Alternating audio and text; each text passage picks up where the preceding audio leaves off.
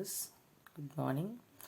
ఈరోజు మార్నింగ్ నేను capsicum తెల్లగపిండి curry చేద్దాం అనుకుంటున్నాను. చూడండి, తెల్లగపిండి, క్యాప్సికమ్, మిర్చి, 2 టమాటాస్, 2 ఆనియన్స్. ఓన్లీ 2 మెంబర్స్కి నేను చేసేది. సో అన్నీ ఇలా తీసుకున్నాను ఈ క్వాంటిటీతో. ఇంకా ఎలా చేయాలో స్టార్ట్ చేద్దాం. కాలం వేసాక ఇలా చక్కగా దగ్గరికి వచ్చేస్తుందండి. ఇప్పుడు మనం కారం వేసుకుందాం. ఒక 2 స్పూన్స్. నేనైతే కారం కూడా తక్కువే తింటాను. నచ్చినంత 1.5 స్పూన్ వేసాను.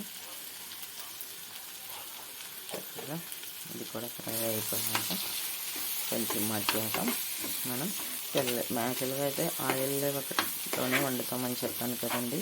కానీ ఇప్పుడు క్యాప్సికమ్ తెల్లగపిండి కాబట్టి లైట్గా తెల్లగపిండి వేయగానే కొంచెం లైట్గా వాటర్ పోసుకుందాం. అప్పుడు తెల్లగపిండి బాగా మంచిగా ఉడుకుతుంది. మగ్గిపోయింది కదండి. చక్కగా ఇప్పుడు తెల్లగపిండి వేసేస్తున్నాను. ఒక 2 స్పూన్స్ వేసాను కదా.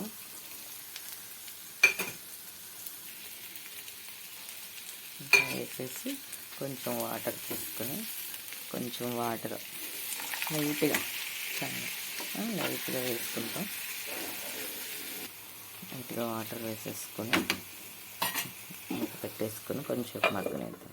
చూసారు కదా, చక్కగా తెల్లగపిండి వేసాక ఎంత నీట్గా తెల్లగపిండి కనిపిస్తుందో కర్రీలో. చక్కగా నీట్గా ఉడికిపోయి ఒక 2 మినిట్స్ నుంచి తీసేద్దాము. చూసారు కదండి, చక్కగా అయిపోయింది. ఎంతో చూస్తుంటేనే నోరు ఊరిపోతుంది కదా. ఇంకా అయిపోయింది.